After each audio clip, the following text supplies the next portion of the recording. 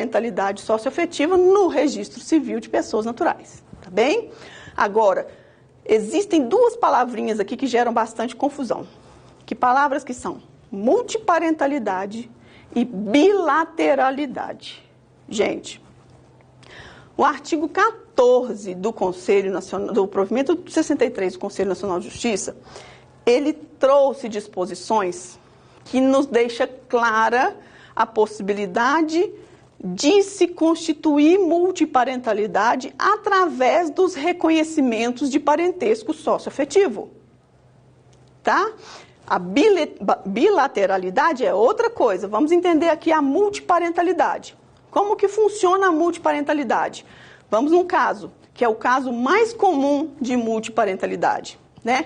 Nós tínhamos há muito pouco tempo atrás que, via de regra, diante de um divórcio, de uma separação, quem sempre ficava com a guarda, né? Como eu disse, via de regra, era a mãe.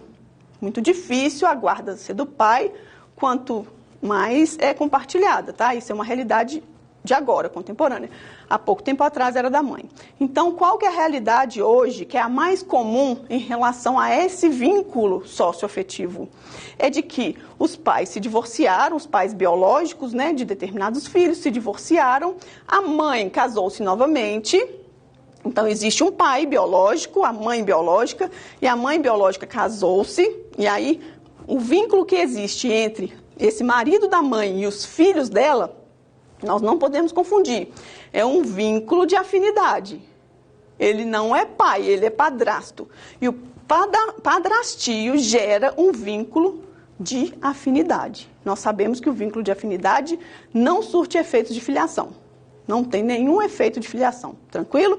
Então, durante esse período, enquanto esse padrasto é só padrasto, não existe ali vínculo de filiação. Porém, num determinado momento que nós não precisamos e não podemos pré-estabelecer, tá? Cada qual é que vai saber se já existe esse vínculo. Num determinado momento existindo a posse de estado de filho, aí existe agora entre esse filho, dessa mãe biológica, desse pai biológico, entre esse filho e o seu antigo padrasto, existe agora uma relação de parentesco, de filiação. Por quê, gente? O que é a posse do estado de filho?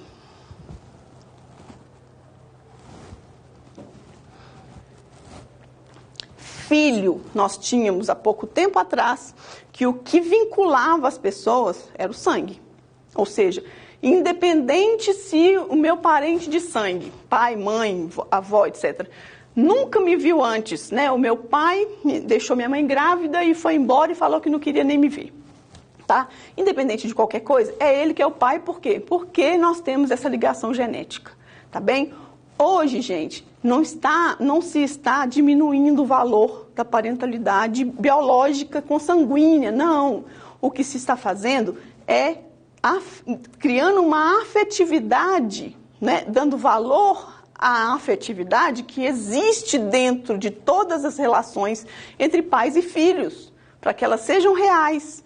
Afeto não é amor, sinônimo de amor, não. Afeto é tanto positivo quanto negativo. Ou seja, se você tem uma relação de afeto com seu filho, não significa que você não pode castigar, que você não pode suprimir coisas, dar limites, porque está descumprindo as regras, né, da casa, não. Pelo contrário, o afeto é quando você faz isso tanto para um lado quanto para o outro. Tá? Ou seja, é aquilo que todo pai, que toda mãe fazem, não é isso? Mas feito por alguém que não tem esse vínculo biológico. Gente, numa família em que tem a mãe, um bebezinho que foi criado pelo padrasto, quem é que vai levar no médico? Quem vai levar na escola? Quem que o coleguinha vai achar que é o pai? Quem que esse bebê vai chamar de pai? Qual que é a diferença entre a relação que está se vendo, que está ocorrendo ali, entre esse ex-padrasto, né, e essa criança, e se ele tivesse, né, caso ele tivesse o vínculo consanguíneo. Ou seja, existe relação familiar quando existe uma família. Então, de fato, existe aquela família. O que se está reconhecendo hoje, né, reconhecendo e formalizando hoje, é uma realidade que sempre existiu, porém, se quer, por exemplo, dar uma segurança a essa relação, de forma que esse pai socioafetivo aqui, quando ele estiver velhinho, ele que se doou a vida inteira para esse único filho aqui, que não era biológico dele, mas que ele criou desde bebê, quando ele ficou doente, velhinho, ele tem que ter uma garantia de que esse filho tenha obrigação de cuidar dele. Por que ele só tem obrigação de cuidar dele se ele for pai biológico? Se o pai biológico nem conhece ele. Quem cuidou dele como pai foi outro. Gente, é só para poder a gente pesar e entender o que é multiparentalidade, tá?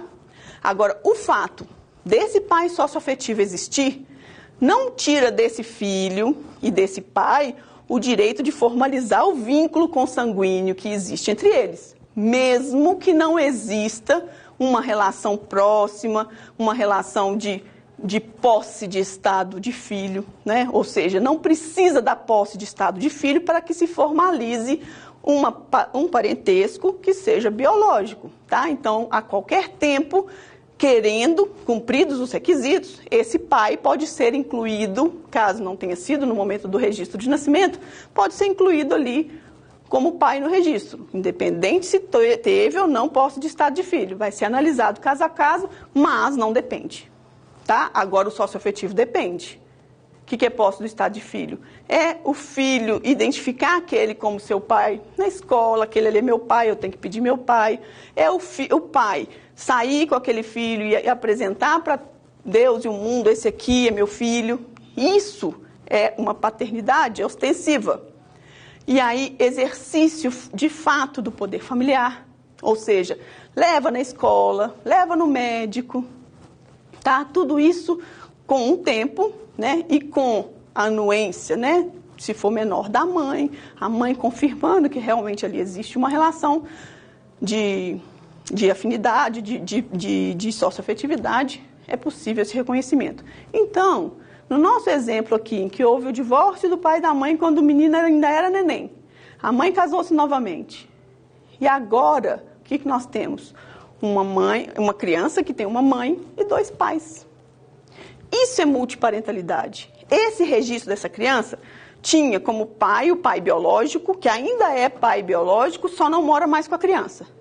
E como mãe, a mãe biológica, porém, quem exerceu, né, de forma efetiva a paternidade, junto ou não desse outro pai, tá? Exerceu de forma efetiva a parentalidade, pode incluí-la no registro de nascimento com todos os efeitos idênticos, tá? Essa criança vai ter 3 pessoas no campo de filiação, com todos os efeitos.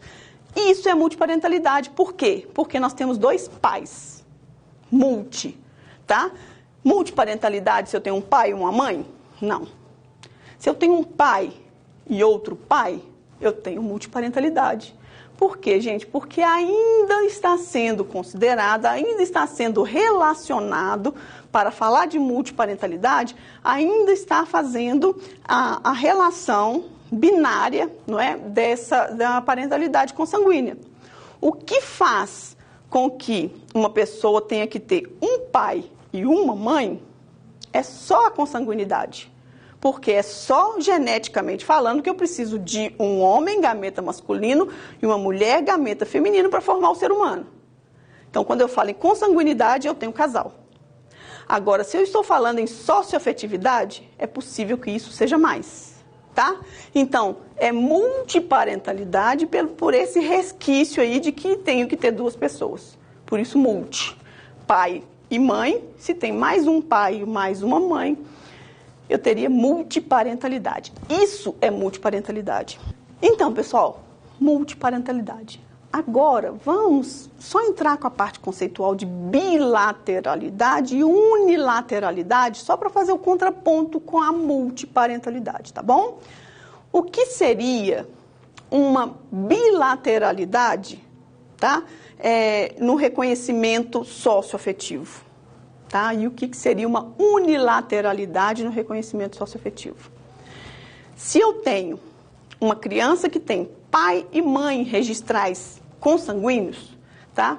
E se existe de fato, como nesse nosso exemplo que nós falamos aqui, um padrasto que se transformou aqui em pai socioafetivo, tá bem? Eu tenho que uma multiparentalidade, mas essa multiparentalidade, ela só é considerada em relação a um lado, que é o lado paterno.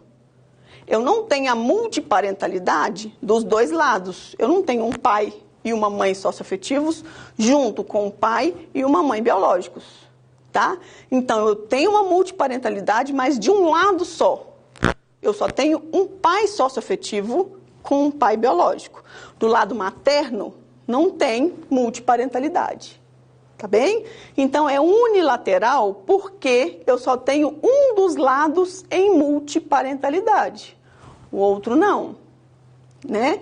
Então, o que acontece quando o artigo 14 fala que o reconhecimento da parentalidade ele só pode ser